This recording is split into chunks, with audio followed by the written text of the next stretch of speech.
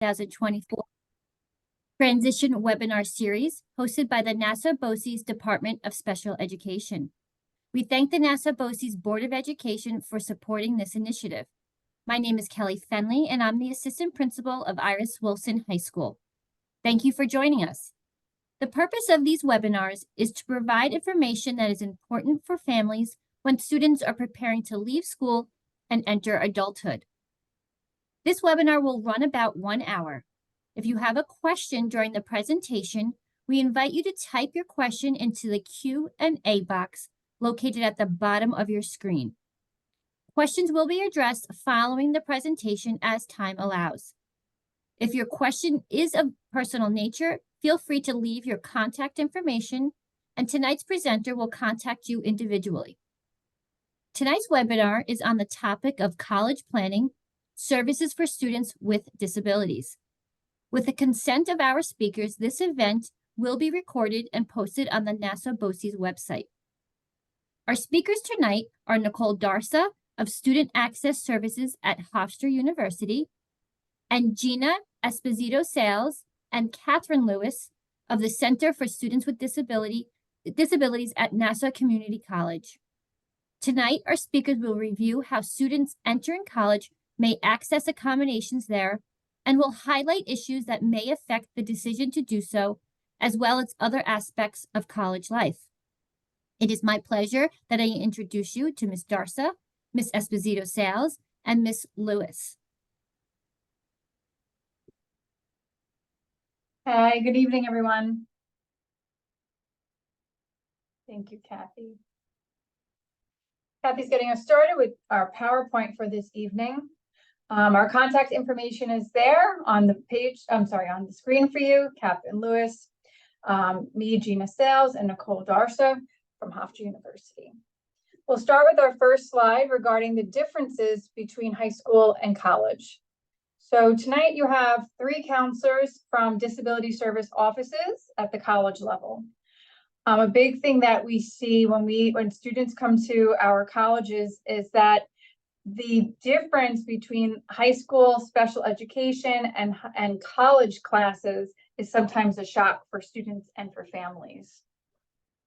At the high school level, there are different laws that K-12 systems must follow. At the college level, we follow the ADA Section 504 of the Rehabilitation Act. So when you initially reach out to our offices to discuss services and accommodations, we are basing what the student needs by what you're telling us that they may have received in high school. And the guidance that the high school and K-12 system have followed is from the IDA, where students are given an IEP. The big thing that students need to understand when they move to college is also the need to self-advocate. So when they are in a high school setting, they are in a place where teachers, staff, principals, everybody in the building may be aware of what they need. When they step foot on a college campus, they need to advocate for what they need. Our services are all here to do that and to help and support them along the way. The big piece too, I know there are a lot of parents on the call tonight to learn about our services. As you'll see along the way, that the parents' role in college is kind of second to the student's role, and that sometimes communication is strictly with the student, or the focus, of course, is on the student, not the family as a family unit. I'll let my colleague Kathy take over the next piece regarding the FERPA law. So the FERPA law is a law that protects the student's rights at the college or in the higher education. So if the student wants to grant permission for another party, so that's a parent or a guardian, access to their education records, they can sign a FERPA consent form. The FERPA only does education records. The FERPA does not give consent for a parent to speak to a professor or for the parent to speak to a counselor. So it's strictly just for the education records, which is the academic transcript, the bill, the immunizations forms, that kind of stuff. I'm going to pass it on now to Nicole. Yep. So in terms of, disabilities office, just a general overview. So of course, at the college level, the disability offices, they all may vary again in their name, but they will provide equitable access for students with disabilities. So that term access is very important, right? We want that equitable access for that opportunity to succeed.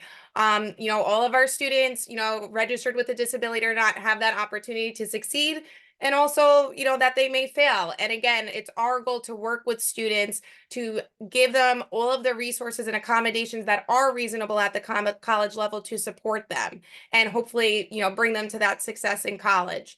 So reasonable accommodations are determined based upon review of a student's application and documentation. This will vary from college to college, but documentation, will be requested. A big difference from high school, where normally there's an IEP or a 504 plan.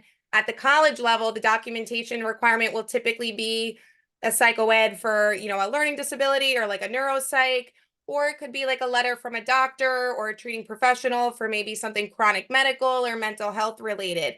Again, this will vary from college to college, but a lot of that is going to be pretty standard. We really support students in utilizing approved accommodations that range. They could be academic related, classroom, housing accommodations if the student's going to be residential, things such as ESAs or service animals, medical singles, all of those things. Again, if a student may have the need for it, it's really important they apply for these accommodations early. I usually advise students the summer is a great time, to start reaching out, but doing college visits, getting set up as early as possible is really crucial. And then again, the reasonable accommodations, it's leveling the playing field for students with disabilities. So, sign language interpreters, Braille, extended time, testing in a distraction reduced environment, screen enlargements, wheelchair accessible desk, these note-taking software. Again, the specifics of these, like the note-taking technology, one college may use Sonocent, one may use Otter. But again, it's making sure students are getting those support services, but they may look different than high school, where maybe they got a note taker instead of, note-taking technology. Maybe they got a reader for exams instead of a Kurzweil software. So again, things look a little bit different at the college level. Also, big piece at the bottom that we've already kind of gone over, but again, it's the student advocacy piece, self-disclosure. That is huge. A student must self-disclose to the disability office if they wish to receive services. We will not know the student is registered or had an IEP or 504 in high school. That does not carry over into college. Again, student has to self-advocate. And for parents, absolutely in the beginning, help your students send that documentation, help them through those initial processes, ask us questions, but let your student take the point on that so they can start learning those skills. And also remind your student that it is okay, when they are coming wherever they're going, to say, go to the disability office and say, I need help with this. Can you help me reach out to my professor? I'm not really sure what I'm doing, or I think I might need more support or accommodations. Can I talk to you about it? The biggest key is that they communicate with that disability office. We are every college disability office. We do this for a reason. We're here to support our students, to get them the support and the services they need. So again, we can only do it if the student comes to us. So that's the biggest piece that I can really kind of just bring home. But again, things look a little bit different from high school to college, but disability offices are here for students. So I guess for the next slide, I'll take it back to Gina. Thank you. Okay, picking the right school for you. So as you've learned that here tonight, we have Hofstra, a private four-year school. NCC is a public 2-year community college. So picking the right school is not going to be, what degree might you get at the end of the journey, but what services are here provided to you along that journey, right? So as you're out and about with your child, or as a family, or if you the student are on the call tonight, to consider what's important to you. What type of things are you utilizing now in high school that you hope to also have at the college level, and are they available? What type of accommodations will you need? So are there certain things in which you need to make sure that you have access to getting around campus. Are you going to be okay if it's a large campus? If the campus and the school is majority offering, the majority of the classes are going to be large classes, lecture halls. Do you want a small group? You know, we would like to see that the student really evaluates themselves in the next year as to what type of learner are they? What do they need in the classroom? What are their interests? So does the school offer the program that they want? Does it offer future classes that interest them? Beyond just, you know, what's the tuition, but really what is there that's going to keep me there? When you are visiting schools, please be sure to visit the disability service offices. And where is that into relation to other offices? Is it housed in the same building as some of the student activity events? Is it near the registrar? Is it in a separate location? Sometimes students don't like to visit disability services because it's maybe further away from the things in which they want to utilize, or maybe they want to utilize it because it is kind of separated and that they feel some confidentiality, and that might be comforting to them.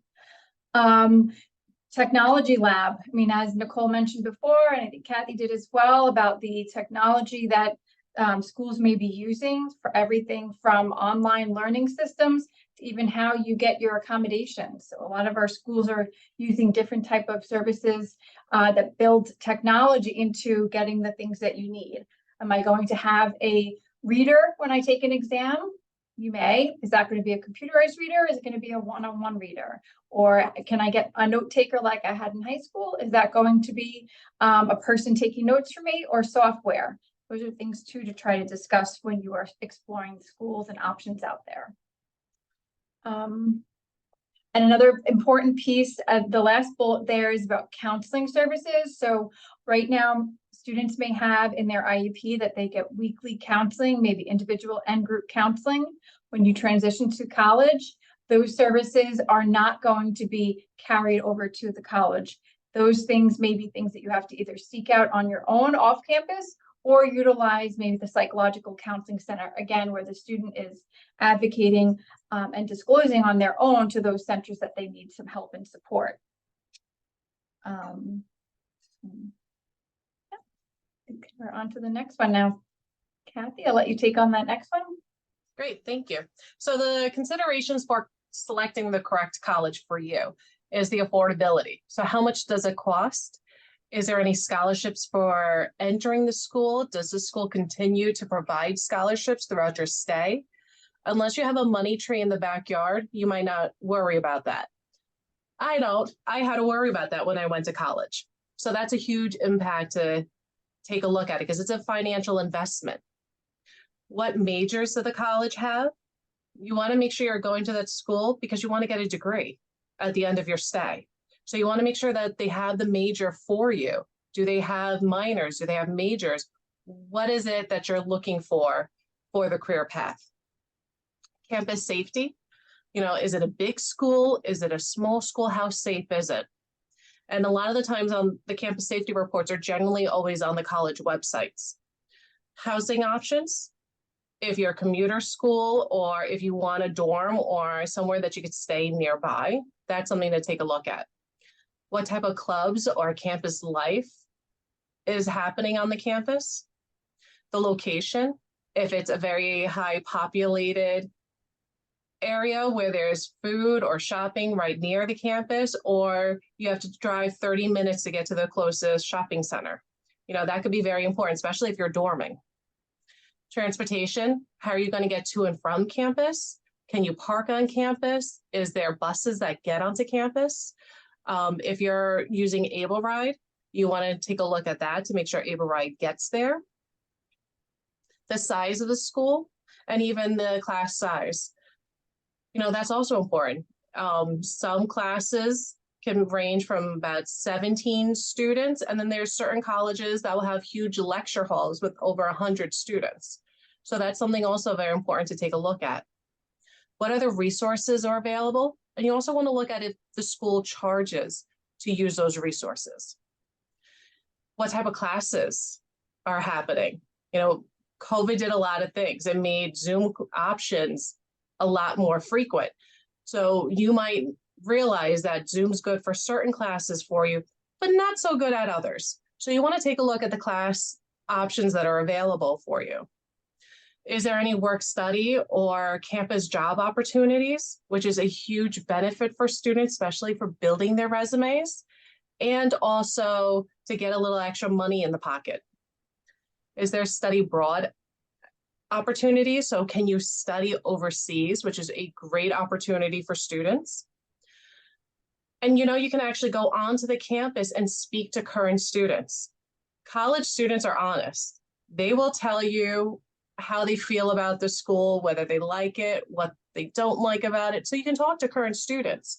A lot of schools have visit days, or it's an open campus, or you could schedule an appointment to go to the campus and do a tour. You can speak to the students while you're here. How do the classes transfer from one college to another? And the most important thing is rank what's important to you. What is number one for you when you're looking at a school? So that way you know that school has what you want or what you need. So I'm going to pass it over to Nicole. So in terms of registering with Disability Service Office, like we've kind of already mentioned, you know, the process is going to vary a little bit from college to college, but of course you're going to apply to the institution. That's going to be the first step. Typically, again, I'll speak for Hofstra, we're only going to really start looking at a file review and start reviewing accommodations and things once a student has admitted and been accepted into the university. Having said that, though, if you have questions, again, go on those tours, send emails, even if you're admitted, but you're kind of questioning which college you're going to go to. Because again, all the factors we've been speaking about, you of course want to make sure the school that you're going to ultimately select is going to be the best fit for you. But again, the first step, you'll apply, you get admitted, you contact the disability offices, and very often on the website, you may right off the bat kind of see some procedures. It's usually going to involve some sort of application for services or request for accommodations. It's all going to sound different depending on, where you're applying. And along with that, it's going to be submitting that appropriate documentation we've been talking about. Again, the IEP 504 is always great supplemental documentation. I always like to have it on file, but the psychoed, neuropsych for, again, learning disabilities, ADHD, are often the typical documentation. And then again, for some of the other diagnoses, it may be a letter from a doctor, ophthalmologist. Again, it's going to range, based upon the nature of the disability. But the biggest thing is contact the office first. That way, you don't come with a letter and then the office comes back and says, oh, we need, a little bit more detail, because that is something that, I will say in terms of receiving documentation, often it may happen. It's a short letter, the doctor writes it quickly. So again, very important, talk to the office first about what they need. That way, you get it in one shot, you submit the app and the docs, and then we go from there. We note in here, you don't send it to admissions. Again, it should go to the disability office. It is confidential. You can also speak to the office about, what secure platform they use and how they upload the documentation and things of that nature. But again, it should be sent specifically to the Disability Service Office, who will be handling the accommodation piece. Then from there, you're going to, meet with your college disability counselor or the accommodation specialist. Again, there'll be different names for it. It's a little bit different from high school where it might be a little bit more structured, but you will meet with someone, within the office to talk about, some of your challenges and, what your, supports you're going to need. And this is often the time where, you're going to want to do that self-advocacy. So you'll talk about your disability. How does it interfere with your learning? What are the supports that are going to be good for you? Tell the accommodation specialist, I struggled with note taking in high school. This is what I had. I had a reader for exams. And even maybe things you didn't have. Again, college is a different environment. You may not have needed the extra time in high school, or maybe you just used it once in a while, but now there's more high stakes exams and they're less frequent. So you may want to be using it more regularly. Or maybe in high school, you did not take exams in a separate classroom and now you think that might be helpful. So again, have those conversations, even if an office says this is what we approved you for, that doesn't mean you can't ask questions and you can't get approved for anything additional. have those conversations.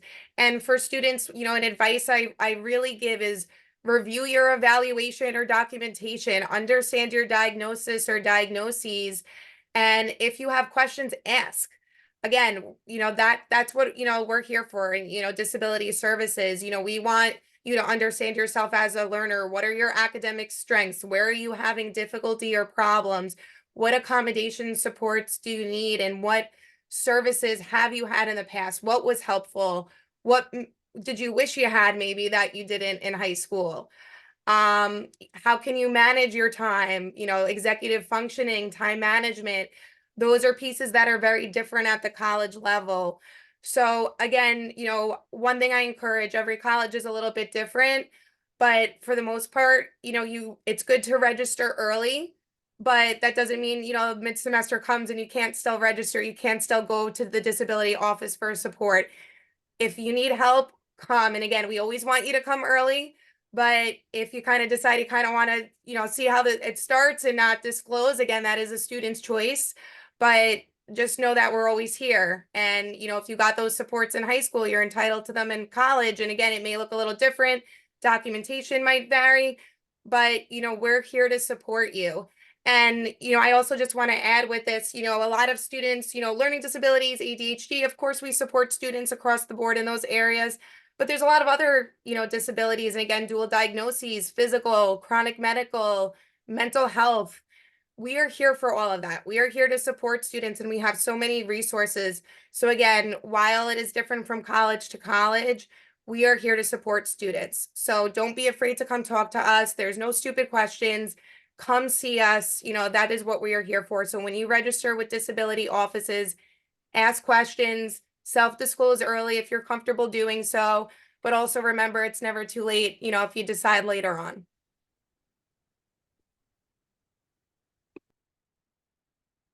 That was so well said, Nicole.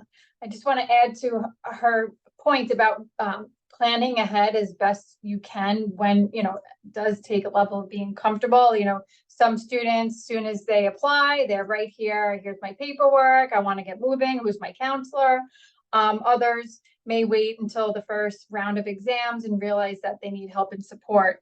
But have the conversations at home now or with your counselors in high school, your special ed teacher, so that you can plan ahead so that it is a smoother transition to your first semester at college. Big part of planning ahead, before you can even understand what accommodations you need, you really need to understand what your disability is, as we've all been saying tonight. I've had students come and we start the conversation with, what's your disability? Tell me, put into your own words. And the student says, my disability is extra time. So we don't want that to happen. We want you to be able to say, I have a learning disability. I struggle when it comes to writing essays. I have mental health issues. I get really anxious when I see numbers and math. So that when you're sitting with the college counselor, the access provider, accommodation specialist, that you can say, these are the things that I need. Most accommodations will be similar to high school. Some don't make a smooth transition over to the college level. So to also really read over your IEP as you're exiting high school and see what you have and what could be possible when you get to college. Some of the accommodations that we cannot provide at Nassau or that are provided differently than how you may receive in high school now is due to just maybe manpower. Like I said before about getting a reader for an exam. We don't have the manpower to read to all 2,000 of our students when they need an exam read. So we do work with a lot of computer software. And for some students, they realize, wow, this is great. I can have it read to me as many times as I need. I can skip questions. I can make it faster, slower. So there are benefits to that. So as far as testing accommodations, most schools will have a testing center. So unlike when you're in high school where your teacher will say, okay, go down the hall, here's your exam, take it in the resource room. Here at Nassau and at other schools, the professor will not know what you need until, again, you let them know that you need your accommodations. And it may be that you have to go and take your exam in an alternate location by planning ahead and having an appointment scheduled to take your exam. That's certainly what we do here at Nassau, that you need to make an appointment. Your exam will be here ready, waiting for you when you show up. Beyond testing accommodations, housing accommodations, again, depending upon where you choose, if you're going to be dorming at a school, there's accommodations based on medical needs, emotional support animals or things are to consider if that's something that you might be eligible for. And of course, there's accessible housing and dorming. Classroom accommodations too will vary across different class types and subject matter, as well as colleges. We do have some classes on campus where maybe the ability to record is of concern due to the nature of the class and the content of the class. So that's something, again, that might not be a smooth transition over to college that what you once had, you're going to have just because you had that accommodation before. The piece again about planning ahead, Hofstra and Nassau both started their spring semester in the last 5 days. So this week has been a lot of fixing problems and jumping around, jumping through hoops to make sure students have what they need. If you are one who know that you will need an accessible classroom or maybe a particular desk in the classroom, this week we had an issue with a student having to have not a desk, but actually a podium because they need to stand due to whatever medical condition they may have. So if not finding that out until day 2 or 3 of the semester, that does kind of impede his first week of classes. Another student needed to have an accessible desk for her wheelchair in a class. We didn't find out until first couple of days of the semester. So that does kind of cause some issues. So plan ahead whenever you can do so. I will let Kathy take on from there. Okay, thank you. So what is the big difference between a 2-year school versus a 4-year school? Well, the big difference is what degrees they have. So at a 2-year school, we can give certifications and associate's degrees. 4-year institutions, depending if it's a 4-year college versus a 4-year university, changes what degree level they carry. So they can run between a certification, associate, bachelor's, and master's if they're a college. And if they're a university, they do all that, plus they have a doctorate level offered at the college. The tuition is different. 2-year institution is generally cheaper or a lower cost than a 4-year school. The class sizes are different. So a 2-year college will have generally smaller class sizes. The great thing about a 2-year school, you got to improve your GPA. If you're not quite ready for a college yet because you didn't do so well in high school, you can go to a community college, do a few college classes to see if college really is for you. You got to get your gen eds done. You got to also do career planning and exploration. Like, what career really is your passion? What career is like your aha, like that's what I want. And then for a 4-year school, they generally will give admission scholarships because they have more money. So usually when you apply, you can get an admission scholarship if you qualify. They also generally have a bigger selection of courses at a 4-year school. And you also get more independent at a 4-year school, especially if you're dorming because you're living on your own. You've got to cook for yourself, or you have to think about meal planning. You have to do your laundry, which I know is everyone's favorite. You also get research opportunities, especially if you're in a doctor program or if you're looking for a doctor program. There's more research opportunities available compared to at a 2-year school. All right, so now I'm going to send it over to Nicole. Yep. So in terms specific kind of, to Hofstra University, so our office is Student Access Services. That is, our title for disability support. And again, we provide disability related education services. It goes well beyond just accommodations. So one thing that's important to know as a whole is, colleges, of course, things like extra time, and those are classroom testing accommodations. There is no fee associated with accommodations, for the most part. However, when it comes to additional fee-based programs, those are not required for colleges to have, but they exist at many. Hofstra is one of the ones that we do have 2 fee-based programs. So we have academic coaching, And what that would, and it's very similar to our PALS program. Our PALS program is a much more well-known program, but with academic coaching, really designed for students that just need kind of maybe a semester of support, can be registered with our office and have any, disability category, but they would have the opportunity to meet with someone once a week for an hour to go over things like time management, executive functioning. So again, it's going beyond just receiving the extra time on the exams or testing classroom accommodations. It's now having that additional support of a staff member that specializes in areas of executive functioning, working with students, with learning disabilities or, mental health disabilities. So that is our academic coaching program. And then the PALS program is designed for students with learning disabilities and ADHD.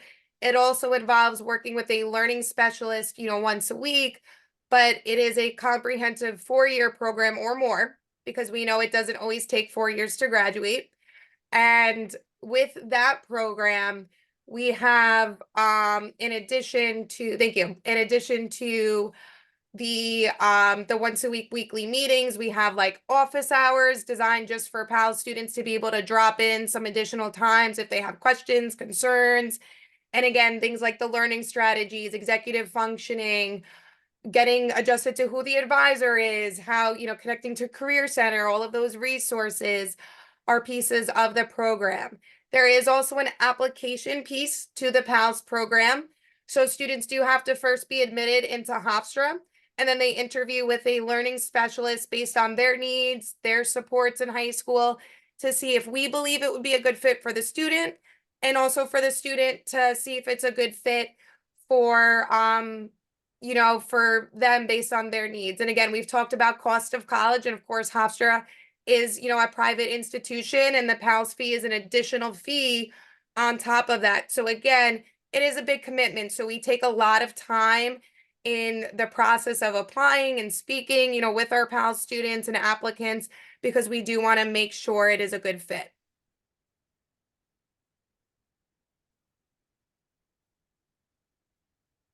Okay, so the Center for Students with Disabilities at Nassau Community College is open to any student who is here on campus. Registered at Nassau, and I shouldn't say here, because now, as we know, there's many ways in which you could take classes. So any registered student, whether you're taking one class or a full-time load of classes, or even a lifelong learning class, if you need any type of support regarding your disability, we are here to support you. We do require documentation. Our services include academic advisement. So every student that registers with our office is assigned to one of our counselors to have academic advisement and academic support. Academic support would include the testing accommodations and discussing tutoring, referrals. We have a tutoring and support lab in our building where students get help and support in almost any subject. And then we have our testing center. Okay, so I guess I'll take the Achilles project. So the Achilles project is not an extra fee, but a student has to apply for this program once they're in Nassau. So what the Achilles project is for students who are twice exceptional. So that means that they have an IQ above average. Think about it, an average person, the IQ is between 110 and 115. So these students are above that. They have a disability, so they're registered in the disabilities office as well, but they don't have to be if they don't want accommodations. And these students also have a unique talent or a unique gift. So this is an extra program to help support these students that are twice exceptional. Dr. Valerie Lagakis runs the program. She's the coordinator, and her email is on the screen. If anyone's interested in the program, you would have to send her an email and make sure it's right for you. Gina, do you want to do Aspires or do you want me to? You can do it. Thanks, Kathy. So the Aspires program is for students that are on the spectrum. They also have to apply separately to Aspires, and that's from Fran Vitskovich. Her email is also on the screen. This is for students who have an IQ of about 90. And you would have to email her. The student has to be able to do college level material and needs to adhere to student code of conduct. So it means that they can't have any behavior problems, otherwise they'll be removed from the program. This is also not an extra fee, but the student has to apply to get into this program as well. Okay, so I'm going to kick it over to Nicole. Yep. So just again, some additional tips on how to make college transitioning easier for students, with disabilities. So first, know your disability and how it has an impact on your education. Again, we've gone over this a lot tonight. It is so important that you have read your psychoed, neuropsych, you're having awareness of the nature, of your disabilities. It is so important that you have that because again, it is going to help you be successful, in your future endeavors, knowing your strengths, knowing your challenges and what you need to work on moving forward. So that is a huge piece. Again, the strengths and the weaknesses. This is a great example. If you're not a morning person, don't register for a 6 a.m. class and probably also not an 8 a.m. or a 9 a.m. class. So you have some flexibility in college. Again, do what works best for you. I have some students that will only take classes after 1 o'clock and that's just fine. That works for them. Some students don't do well with back-to-back classes because it is a lot to take in. So again, know yourself as a student and the people that can help you with that because it's not intuitive is the disability offices and the coordinators. We can help you make some recommendations based upon your profile and what you tell us about your strengths and your challenges. And know what accommodations work for you. So if you have a test, have a read for a test, but you find it distracting and you don't use it, tell the disabilities counselor. So again, some accommodations, may work for you, some of them may not. So, we may approve a student, for a reader and they may say it's not really that helpful for me. I'd actually rather not have it. So again, advocate for yourself. Just because we approve you for extra time doesn't mean you have to use it for every single exam. You don't have to go to the testing lab for every single exam. You have a choice in college when you are using your accommodations. And make sure the accommodations you are using are on your documentation. So again, really important when you connect with the office, talk to us, send the documentation. And like I said, we may ask for follow-up if needed, depending on, the level of the documentation we're receiving and if it's connected to the diagnosis and has, what we're looking for. I know it can be frustrating sometimes going back and forth with requesting documentation, but know that we're doing it because we want to ensure we have the full scope of understanding of your challenges so that we can best support you. And then last but not least, learning how to advocate for yourself. And again, yes, high school, it is a lot parent support, but in college, it is the student and the disability office. It is not just the student. So I do also want to stress that we're not saying you're on your own, but you have to come to us. That, that really is the biggest difference. So you are in charge. We will talk to you. It is up to you. If you say, I don't want to register, then again, that is your choice, but we hope that you do because again, we're here to help you and again, provide that equitable access. So hopefully you can reach your full potential and we can help you with, whatever your goals are. And then practicing at your IEP 504 meeting, attend, go, ask questions, learn, be involved in it. You are your self-advocate. And again, we are here in college to support you, but as the student, you ultimately are going to choose kind of the path you go after high school and just be your own self-advocate, ask for help when you need it. That again, asking for help is a huge step. And when you do that, we're going to be here.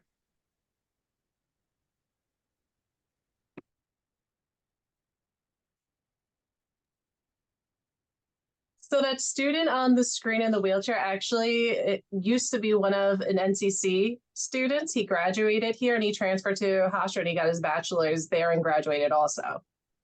Just a little plug. Okay. Thank you so much to our presenters, Nicole, Gina, and Catherine. We do have a few minutes. If anybody has any questions, you can ask them in the Q&A located at the bottom of your screen.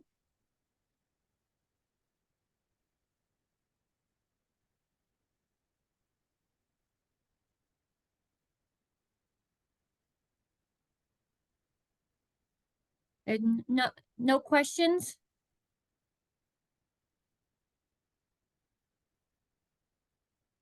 Okay. This presentation was recorded and you can locate it at the Nassau BOCES website, the registration page for the webinars. You will be able to access this again if you need it. Oh, we have a question.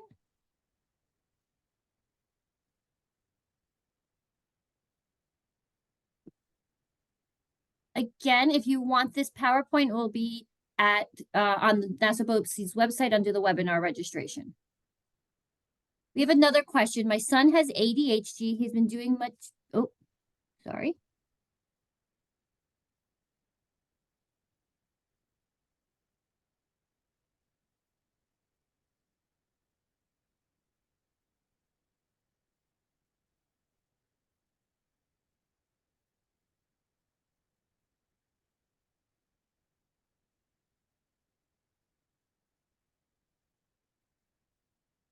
Do I get, the parent asks, do I have to state the student's disability in college? Well, when you submit documentation, the documentation has to show whatever disability the student may have and is asking for accommodation to support that disability. But you do not have to. As we presented tonight, if your student or you as a student who's on the call tonight wants to start college without identifying to one of our offices, students are more than welcome to. It is all about self-disclosure and self-advocacy. So if you do not want to do that, that is up to you. Any other questions? Is NCC the only college they can attend? That's a good question. Not at all. No. Nassau, I don't think we really did get to touch on that. Nassau does accept everybody. We do not have, we have rolling admissions. So we will accept a student who has SAT scores or who does not, who has a Regents diploma or who does not. The application at Nassau is to submit your high school records, and the admissions office will tell you if you need a placement test, which will determine if you're college eligible for reading, English, and math courses. And if you're not, then you will need to take a developmental education course to prepare you. Nicole, do you want to speak on behalf of Hofstra? Yeah, so for Hofstra too, admissions criteria, it is SAT optional. There are going to be, specific requirements in terms of GPA. And I will say for students, you do have to meet all of the admissions requirements in order to be accepted into the university. But in terms of SATs, that is one piece that were optional. But that would be like the main specific in terms of you do need the, of course you do need the high school 4-year degree, to be, for as one of the admission criteria. And I think we have one more question about a diagnosis from a child was 8 years old. Is that still good now? So usually the documentation needs to be within the last 3 years. Yeah, so particularly psychoeds, neuropsychs within 3 years. Usually I say high school, but it should definitely an evaluation should be done at that time. Again, this would be usually for like learning disabilities and ADHD. For Hofstra, if it's, again, something like mental health, chronic medical, we typically like the letter to be within 6 months, just because we know there can be a lot of fluctuations and changes. But for documentation, like a psychoed, 3 years is also typically kind of our threshold, but we understand with COVID and stuff, things have changed a little bit. So we try to be a little bit more flexible sometimes with 4 years, but high school ideally is, the farthest we like to go back. And just a follow-up question, if a student, if that child that the parent was talking about before did not disclose initially, could it be too late for them to disclose their disability later on as they go in the college program? So accommodations are usually going forward. So if the student wants to do a full year without receiving their accommodations, that's fine. That's their choice.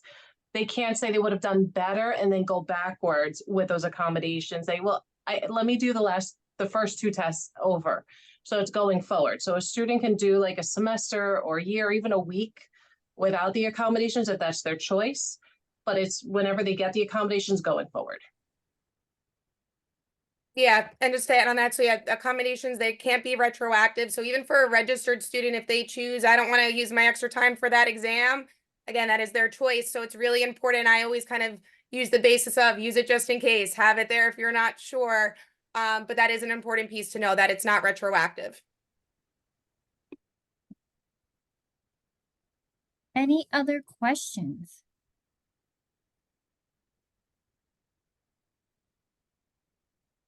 All right. So I think we're going to wrap up. Again, thank you guys so much for this wonderful presentation. And parents, you can access this through the BOCES website under the webinars registration. Thank you again, everybody. Have a wonderful night.